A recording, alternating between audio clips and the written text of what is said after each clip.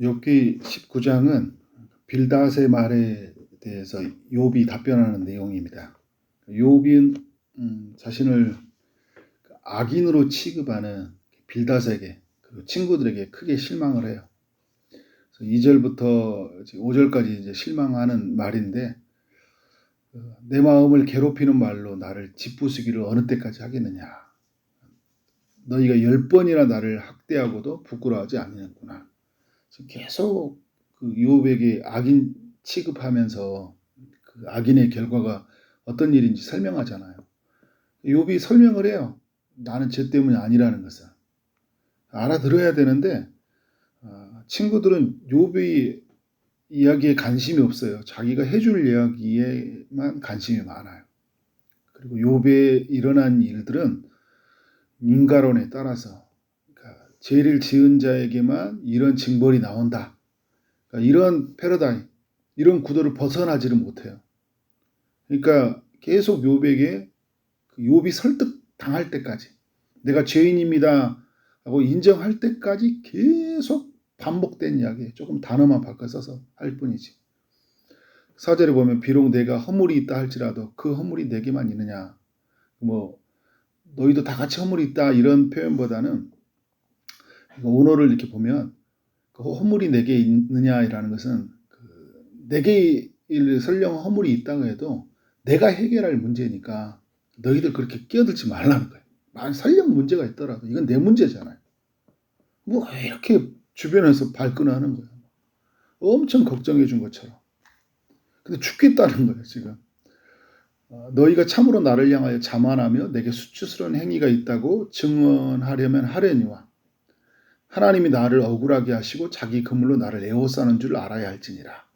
욥이 지금 뭐를 이야기하고 있냐면, 너희들이 알아야 될 게 있는 게 뭐냐면, 이게 내가 죄 때문에 이런 일이 겪는 것이 아니라 하나님이 나를 억울하게 한 거다. 그러니까 하나님이 나에게 지금 고통을 주고 있다는 거예요. 무슨 이유인지는 모르지만 하나님이 나에게 고통을 주고 있다 이야기를 하고 있어요. 그러니까 그러면서 7절에 보니까 내가 폭행을 당한다고 부르짖었는데 응답이 없고 도움을 간구하였으나 정의가 없구나. 이제 욥은 뭐라고 하냐면, 지금 이 고난을 당하는 것에 대해서 하나님께 그 이유를 묻고 있다는 거예요. 그 이유를 묻고 있는데 하나님이 지금 나에게 이야기를 해주고 있지 않다. 하나님의 정의를 내게 보여주지 않고 있다. 이제 이런 이야기를 하고 있는 거예요. 그러니까 친구들은 이제 욥이 계속 죄를 저질러서 고통을 당한다고 이제 이런 생각을 하니까 친구들 앞에서 나와 지금 이 하나님과의 문제인데 나도 기도를 하고 있는데 하나님이 응답을 해주지 않고 있다. 8절을 보면 하나님이 길을 막으신다는 거예요. 그리고 9절에 보면 하나님은 나의 영광을 거두어 가신다. 10절에 사면으로 지금 나를 헐고 계시고 희망을 나무 뽑듯 뽑고 계시다. 11절에 보니까 자신을 향하여 진노하고 원수같이 지금 보고 계시고, 그리고 12절에 보니까 군대를 동원해서 나를 치고 계시다. 나는 왜 이런지 잘 모르겠다는 거예요. 왜 하나님이 이렇게 이런 나에게 가혹한 징계를 내리시는지 잘 모르겠다. 13절부터 19절은 욥이 어떤 상태에 있냐면 19절까지는요. 모든 사람들이 지금 자기 자신을 다 비난만 하고 있다는 거예요. 자신의 형제들, 13절에 보면 나의 형제들이죠. 14절은 뭐예요? 나의 친척들, 가까운 친구들. 그리고 15절 내 집에 머물러 있는 자들. 16절 내가 나의 종들. 17절에 내 아내도 내 숨결을 싫어한다. 내 허리의 자식들. 지금 욥의 자식은 없는데 이제 욥이 자식처럼 여겼던 이들을 말하는 거예요. 나를 가련하게만 보고 있을 뿐이다. 18절 어린 아이들까지도 나를 업신여긴다. 조롱하는 거야. 이제 예전에 그런 게 많이 있었잖아요. 여우야 아니 하면서 동네 사람들이 아이들한테 막 소문 내잖아요. 누가 무슨 일이 있었다네 하면서 소문 낸 것처럼 욥의 고난은 죄를 저질렀다 네 막 하면서 아이들이 막 욥을 보면서 막 어떻게 해요? 막 업신여기고 그러는 거예요.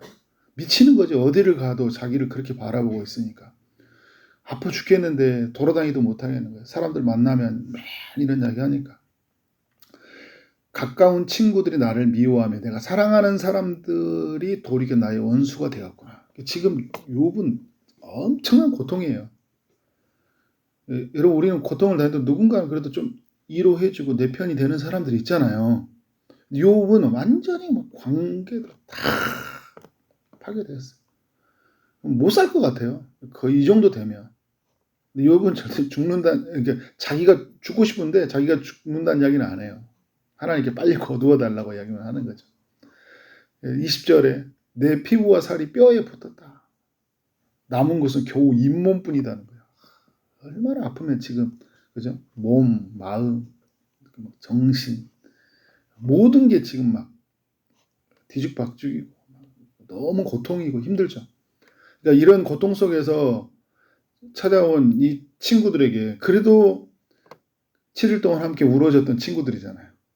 이 친구에게 일말의 희망이 있어요. 그래서 21절에 나의 친구야. 너희는 나를 불쌍히 여겨달라고 하는 거예요. 나를 불쌍히 여겨다 반복적으로 이야기하죠. 그러니까 히브리어에서 이 반복적인 굉장히 굉장히 중요한 말이에요. 그러니까 정말 절실히 필요하다는 이야기예요. 불쌍히 여겨다오. 불쌍히 여겨다오. 하나님의 손이 나를 치고 있다. 내가 무슨 이유인지 모르겠는데 하나님이 왜 이 고통을 주신지 모르겠다. 친구들아 좀 도와줘.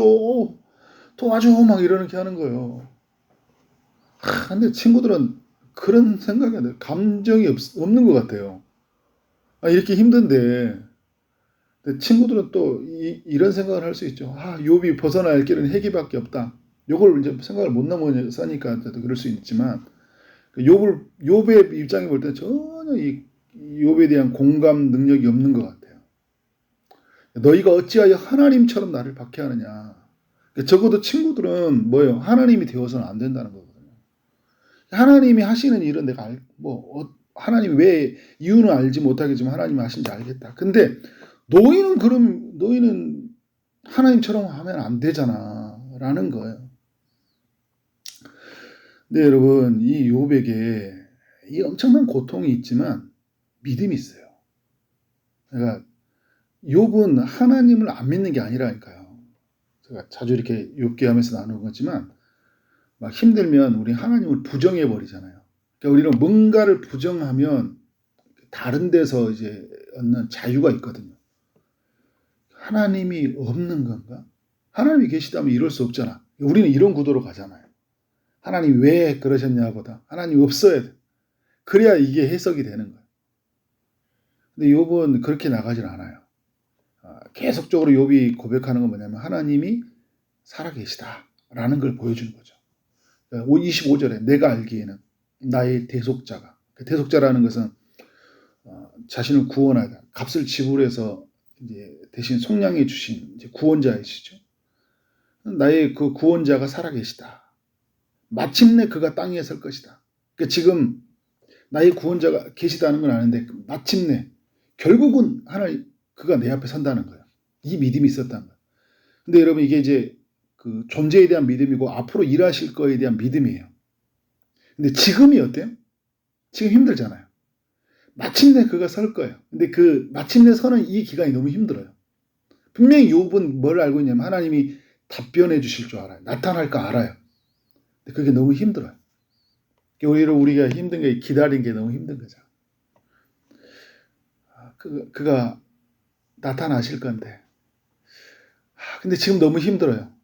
왜냐하면 막 사면에 다 얼어버려요. 모든 관계가 파괴되어 있어요. 고통이 계속 증식해 가고 있어요. 근데 욥을 이렇게 보면 욥이 믿음이 있다. 그러니까 16절에도 벗김을 방한데 내가 육체 밖에서 하나님을 보리라. 그러니까 하나님을 보리라. 그러면서 계속적으로 이야기하는 거냐면 욥은 그 하나님이 나타나실 것이고 자신은 하나님을 볼 것이다라는 그런 믿음이 있는 거죠. 성경에서 계속 이 욥의 이제 믿음을 이렇게 점진적으로 보여주거든요. 굉장히 그런 이 욥기의 흐름이 있어요. 욥이 이제 고백하는 이야기들 보면 점점 더 이 구원자에게 가까이 가고 있다라는 거예요. 14장에 보면 부활에 대한 믿음을 이야기하죠. 죽음 이후의 부활. 16장에서는 하늘에 중보자가 있다. 나와 하나님 사이, 사람과 사람 사이를 잇는 그 중재자가 있다. 17장에서는 하나님께서 나에게 담보물을 주실 것이다.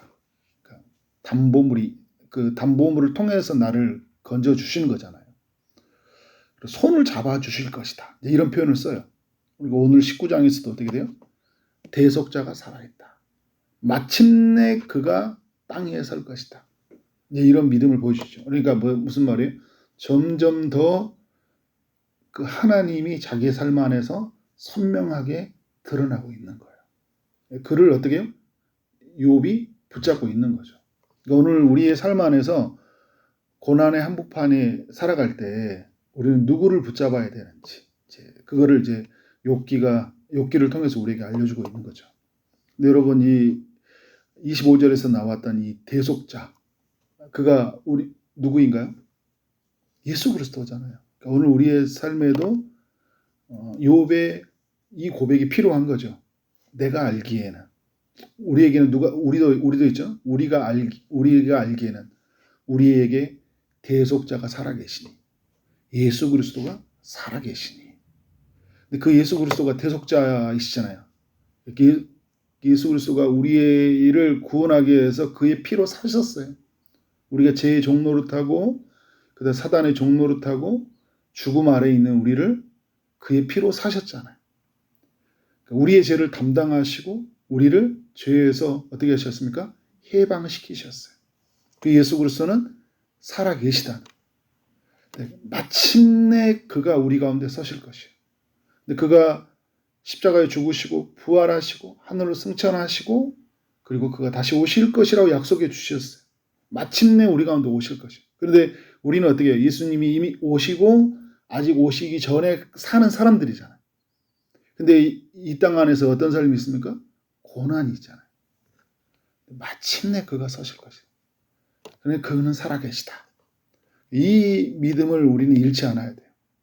우리는 이것에 대한 믿음 그리고 주님이 마침내 오셔서 모든 것을 해방하시고 우리를 이제 욥기에서 보면 어때요? 그가 담보물이 되셨고 그가 우리를 중재하실 것이고 그래서 우리는 하나님 앞에서 떳떳하게 죄인된 모습이 아니라 의인된 모습으로 설 날이 있을 것이라는 그 믿음을 우리에게 보여주고 있는 거잖아요.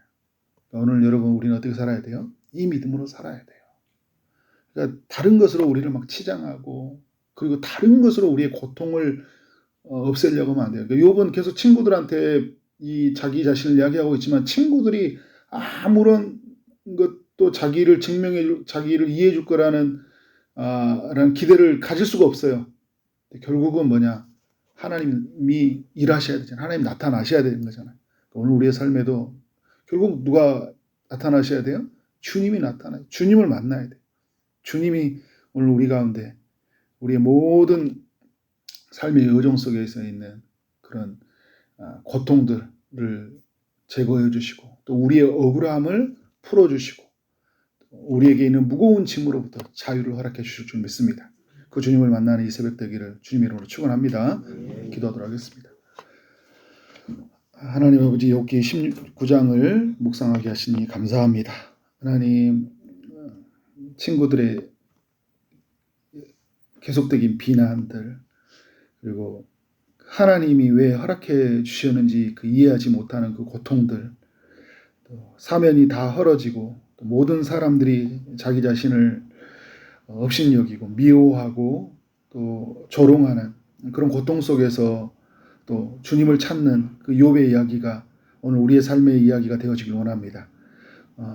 삶에 어려운 일이 있을 때마다 사람들에게서 어떤 기대를 찾아가는 것이 아니라 주님을 바라보게 하여 주옵소서. 살아계신 주님 우리와 함께 계시고 그가 우리를 위해서 죽으시고 또 우리를 위해서 여전히 기도하고 계시는 구속자이시며 우리에게 하나님 사이를 잇는 중보자이시라는 것을 알고 오늘도 믿음으로 살아가는 삶이 되도록 주님 역사하여 주옵소서.